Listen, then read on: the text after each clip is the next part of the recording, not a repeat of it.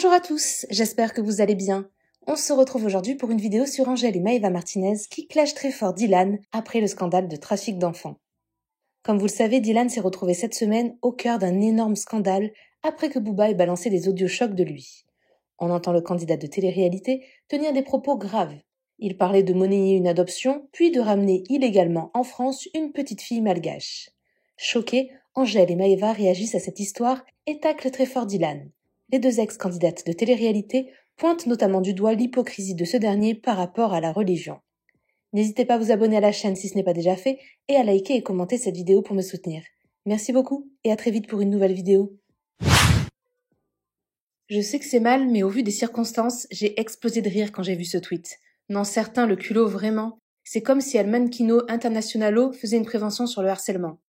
Les gens, désolé, j'ai plus de voix. En vrai, je rigole, mais c'est pas drôle. C'est vraiment pas drôle ce que je suis en train de voir sur les réseaux. Même si je suis chrétienne, ça me fout quand même bien la haine de voir des gens utiliser la religion pour propager leurs péchés. Peu importe ta confession, peu importe, frère, là, ça atteint des niveaux, ça parle de trafic, de proxénétisme, mais putain, mais la limite, elle est où? Elle est où, la limite? L'argent rend fou, mais à un point inimaginable.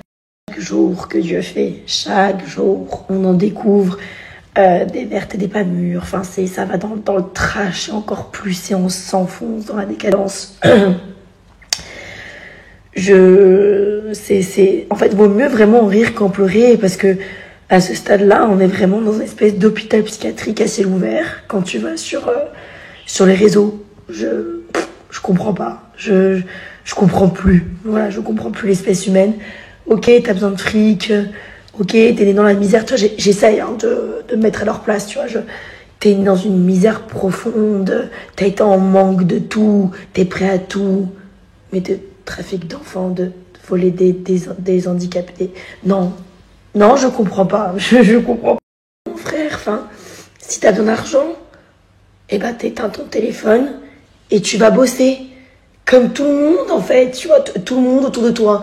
Je sais pas, mais je sais pas si c'est moi qui suis à l'envers ou si c'est le monde qui est à l'envers, mais c'est quand même plus respectable d'être serveur, d'être vendeur, que de prostituer des femmes. Je sais, j'en ai marre.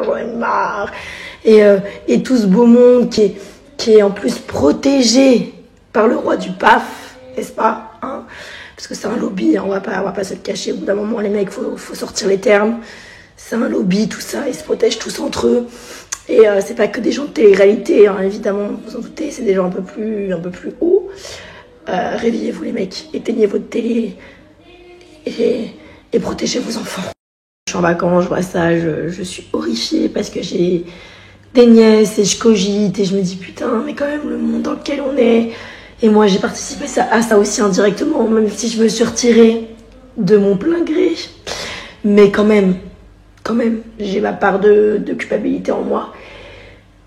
Et c'est grave, c'est très grave. Il y a un moment donné, les gars, il faut se réveiller. Tous les gens qui jouent avec la religion sur les réseaux, vous allez brûler comme des chipolatas. Je vous le dis. Voilà, je vous spoil le film. Quand je vous dis que vos petits candidats se cachent derrière la religion pour changer leur horrible visage et vous niquer comme des cons, dans 2 ans on va dire « Oh mais il était jeune, faut passer à autre chose ». Faites bien le bouclier pour vos sorcières, vos candidats macabres à l'âme noire et vide. Ils vous font du sale depuis le début et dès qu'ils pleurent et se victimisent, vous oubliez le pire de ce qu'ils font à leurs amis et à vous, un monde abruti. J'ai peur vraiment.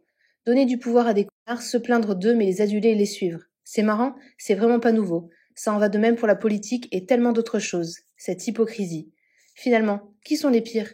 Les gens qui ont du pouvoir ou ceux qui leur en donnent? À méditer. Good night à tout le monde, sauf aux ordures. Allez, salut, je vais vomir. La meuf qui revient encore sur le sujet. En fait, je viens de réfléchir. J'ai mis ma colère de côté et tout, j'ai